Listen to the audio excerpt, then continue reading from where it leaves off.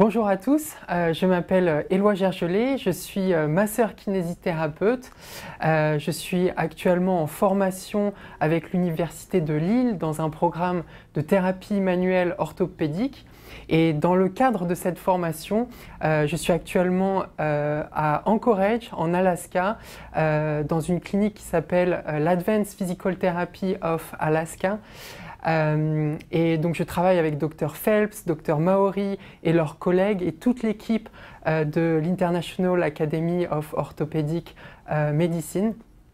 Donc ils m'ont offert la possibilité de faire une présentation sur les troubles temporomandibulaires d'un point de vue kinésithérapique. Et après avoir fait cette présentation en anglais, ils m'ont donné aussi l'opportunité de la refaire en français pour pouvoir partager à plus de personnes et notamment à la communauté francophone. Je vais commencer par une introduction sur le sujet, ensuite je vais parler de l'évaluation de cette région et nous terminerons par les options de traitement. Alors tout d'abord, une petite présentation de la région et notamment l'anatomie de l'articulation temporomandibulaire. Donc c'est une articulation entre l'os temporal et la mandibule.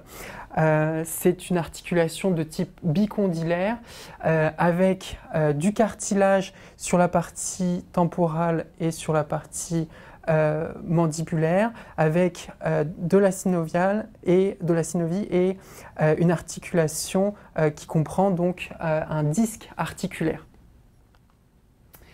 Il y a 4 muscles masticateurs que nous possédons.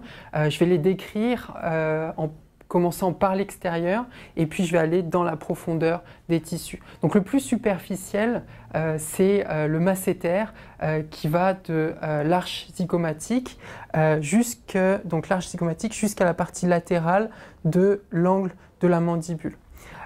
C'est un muscle qui va faire de la fermeture de bouche et de la protrusion, donc c'est-à-dire que ça va amener la mandibule en avant.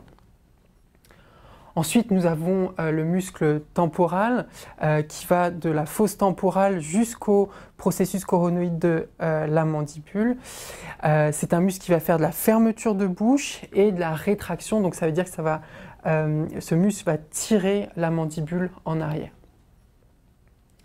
Ensuite, nous avons le ptérygoïde latéral qui donc va de l'os sphénoïde jusqu'au disque articulaire et au processus condylaire de la mandibule. C'est un muscle qui va faire de la protrusion, donc tirer la mâchoire, la mandibule en avant et de la dépression, donc ça va aider à ouvrir la mâchoire. Ensuite, nous avons le ptérygoïde médial, donc, qui lui aussi va du sphénoïde jusqu'à la partie médiale de la mandibule. C'est un muscle qui va faire de la fermeture de bouche et de la protrusion, donc tirer la mandibule en avant. On a vu donc l'anatomie. Maintenant, définissons les troubles temporomandibulaires. Donc, les troubles temporomandibulaires, ça correspond à un ensemble de pathologies, on en compte plus d'une trentaine, qui vont causer des douleurs et des dysfonctions dans la région de la mâchoire. C'est une des définitions qui a été donnée, il en existe d'autres. On a beaucoup de chance puisque en 2014 a été publiée la dernière version des critères diagnostiques pour les troubles temporomandibulaires.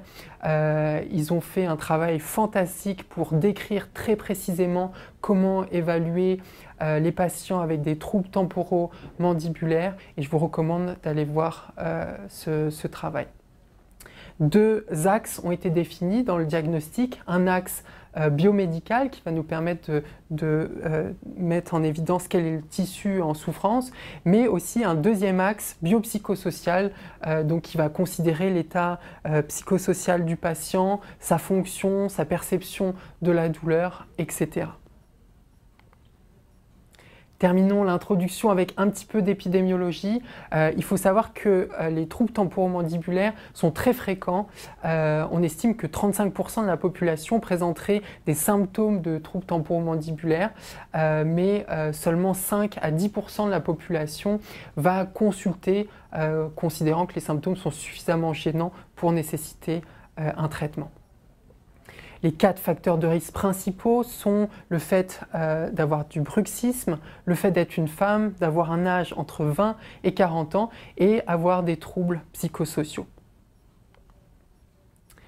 Passons maintenant à l'évaluation. On va commencer par un examen subjectif, un examen des plaintes.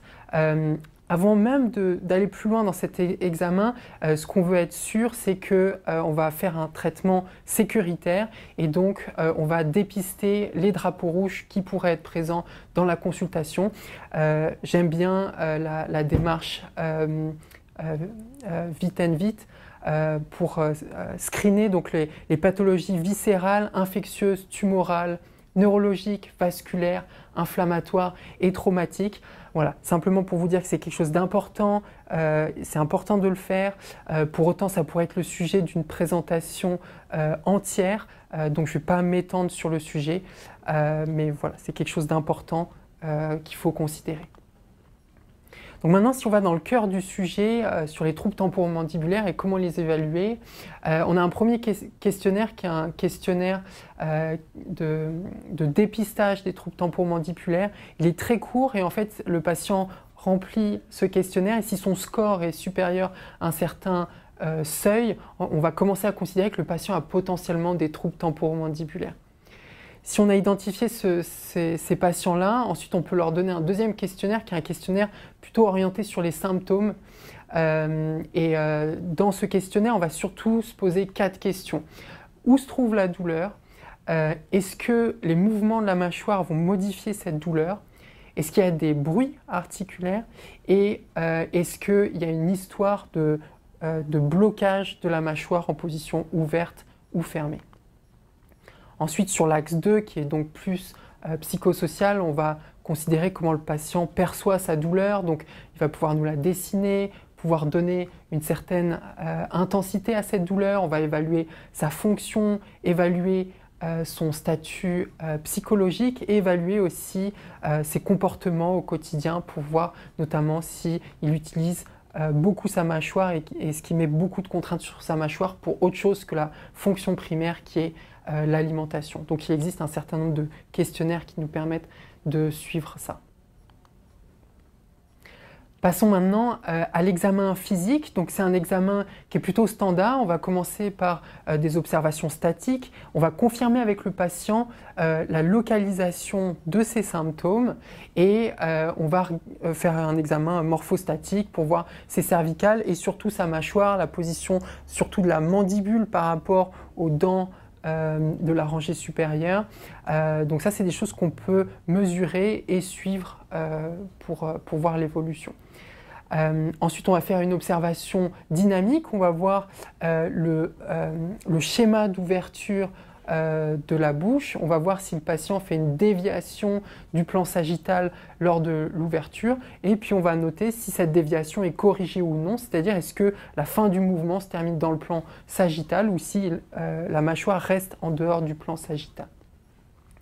Ensuite, on va regarder l'amplitude de la mâchoire en ouverture de différentes manières. On va regarder l'amplitude sans douleur, l'amplitude active maximale et l'amplitude maximale assistée avec l'aide du thérapeute. Et donc, on va pouvoir mesurer l'amplitude, on va pouvoir noter l'intensité de la douleur et noter si on a perçu ou si le patient a perçu certains bruits au cours du mouvement. On va faire la même chose pour les mouvements latéraux et sur la protrusion de la mâchoire.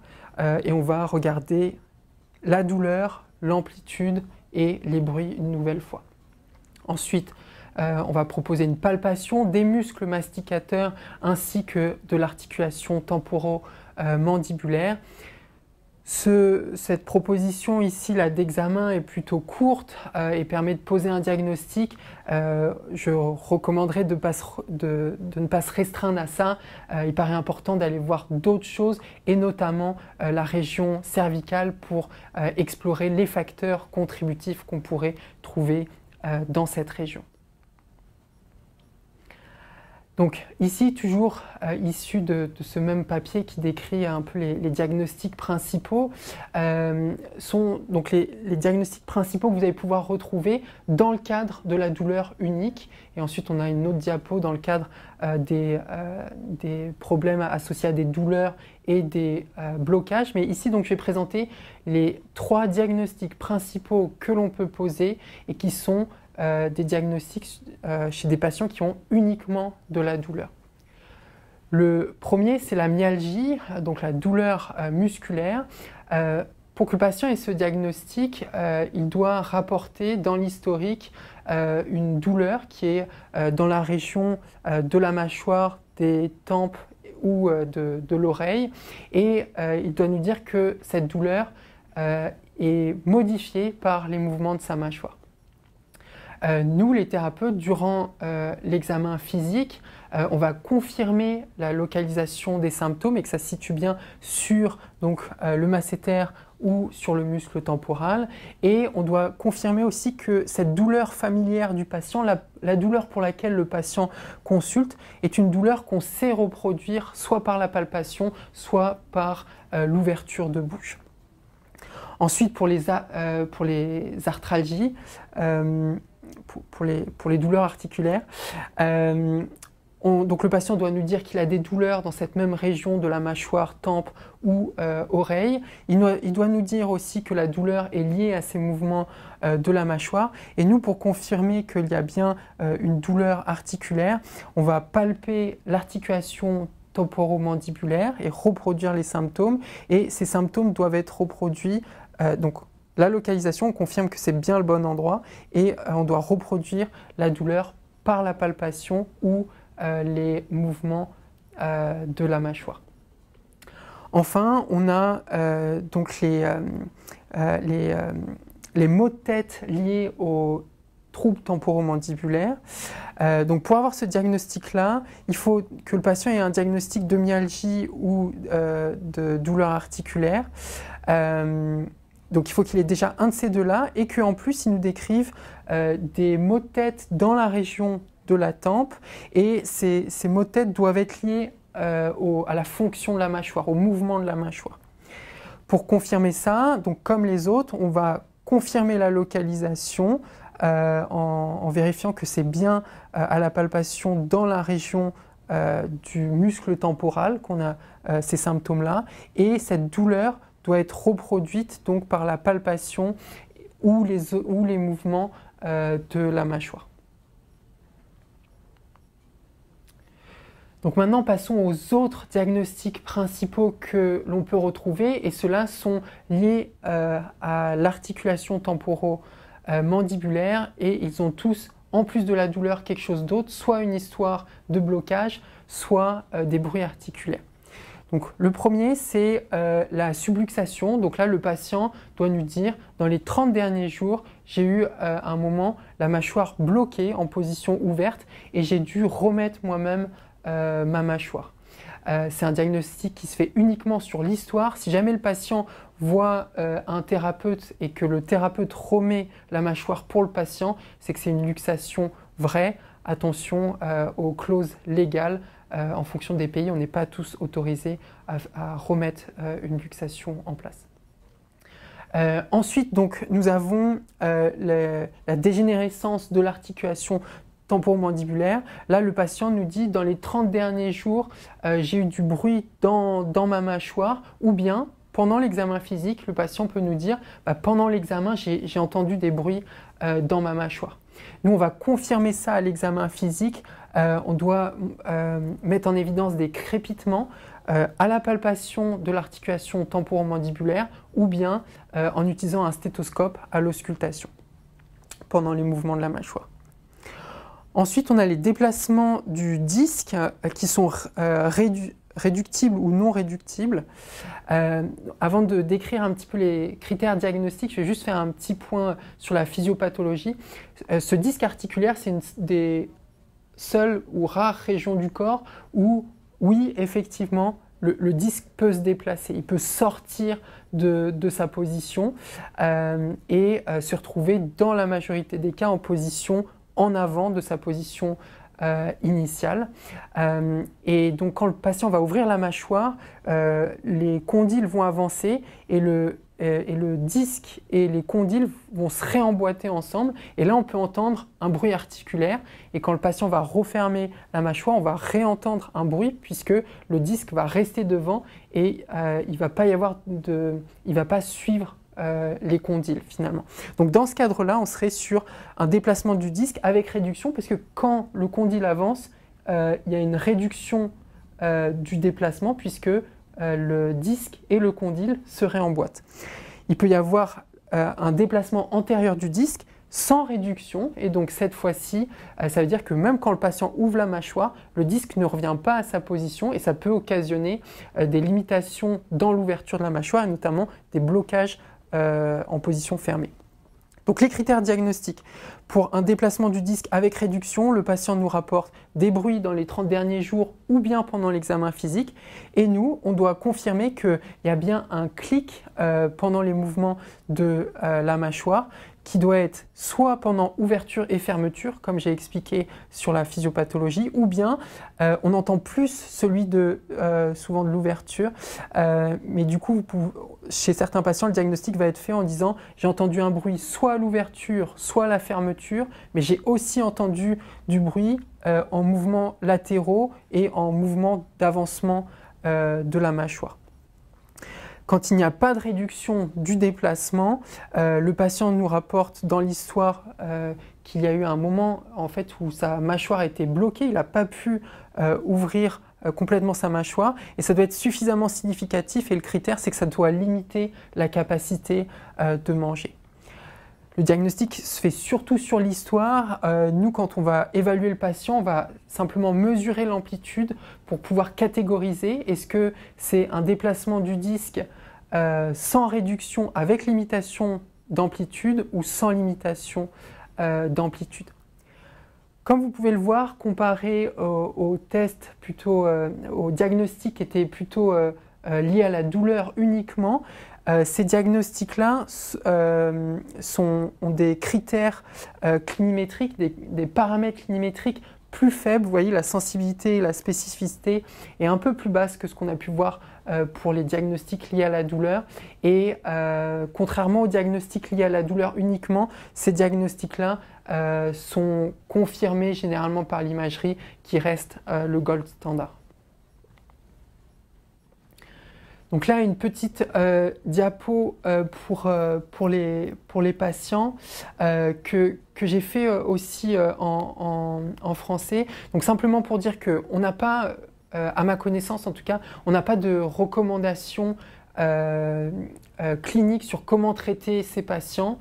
L'American Physical Therapy Association est en train de travailler sur ça. Il devrait bientôt pouvoir publier des recommandations là-dessus. Pour le moment, on n'a que des revues systématiques qui nous montrent des évidences très faibles à modérées pour diminuer la douleur, augmenter le seuil de pression douloureux, augmenter l'amplitude et augmenter la fonction.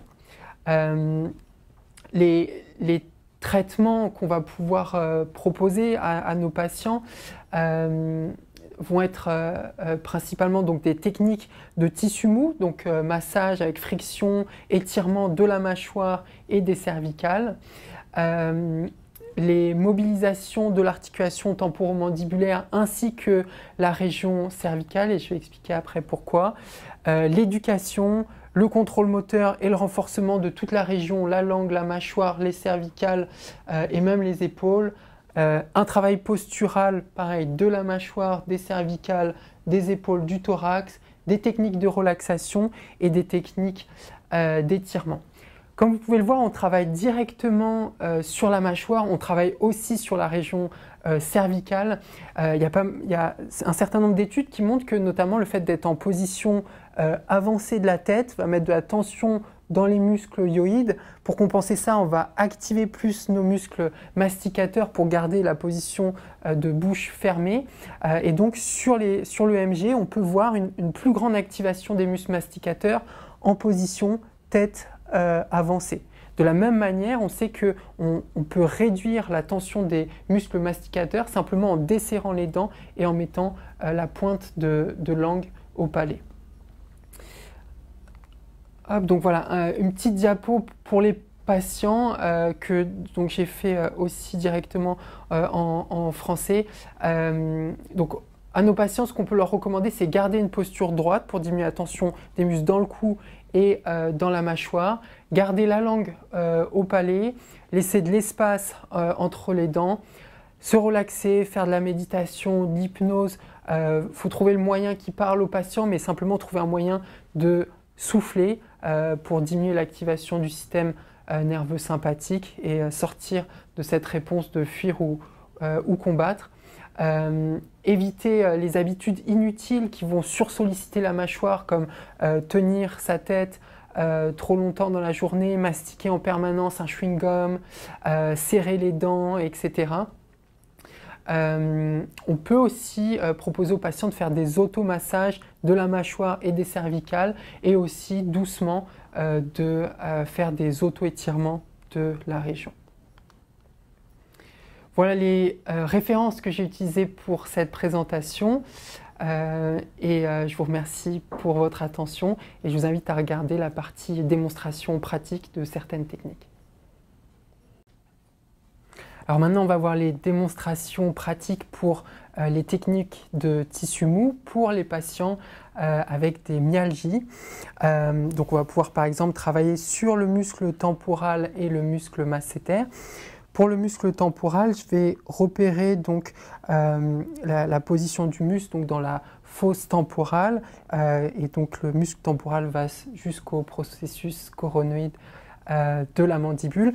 Pour confirmer que je suis bien sur le muscle, je vais demander au patient de serrer les dents. Voilà, donc là je sens une contraction et du coup je vais chercher en discutant avec le patient le point le plus douloureux et une fois que je l'ai trouvé, je peux très bien faire des techniques de type friction transversale.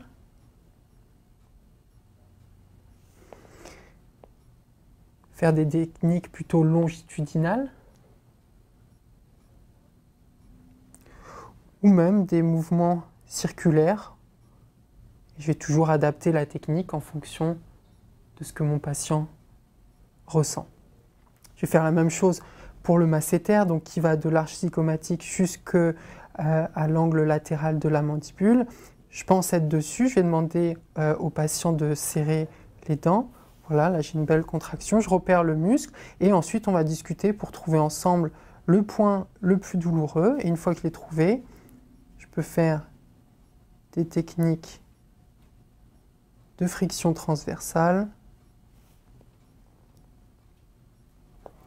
des techniques plutôt longitudinales, ou bien des techniques circulaires. Et je vais moduler la pression en fonction de ce que le patient ressent. Je vais monitorer ses symptômes. On recommande en règle générale de rester sur un travail de 3 minutes par muscle. Donc maintenant, je vais présenter une technique de contracter-relâcher ou de lever de tension des muscles masticateurs. Pour ça, je vais bien expliquer à mon patient ce que je vais faire. Donc, je vais expliquer que on va ouvrir la bouche ensemble. Je vais mettre mon pouce sur les dents du bas et puis on va ouvrir ensemble la mâchoire et puis il faudra contracter un petit peu les muscles quand je le dirai, comme serrer la mâchoire et ensuite il y aura une phase de relâchement et j'étirerai un petit peu plus. S'il y a quoi que ce soit, un petit signe de la main et je relâche la technique et on voit qu'est-ce qui ne va pas. D'accord? Donc je vais mettre une contreprise sur le front. You can open your mouth. Alors, donc je vais faire un premier étirement. Voilà. You can clench a little bit. Donc je demande au patient de serrer la mâchoire and relax et de relâcher. environ 6 secondes de contraction. J'attends bien qu'il soit complètement relâché et ensuite j'étire un petit peu plus. Et je répète la technique, clinch a little bit. Pendant 6 secondes, and relax. Et quand il est bien détaché, relâché, j'étire un petit peu plus. C'est une bonne technique si le patient a une restriction dans l'ouverture de sa bouche avec des contractions de défense musculaire ou bien si vous voulez simplement diminuer la tension dans les muscles masticateurs. Donc maintenant, je vais montrer une technique de mobilisation spécifique de l'articulation temporomandibulaire. Donc pour ce faire, donc, je vais repérer déjà l'articulation et le processus condylaire. You can open.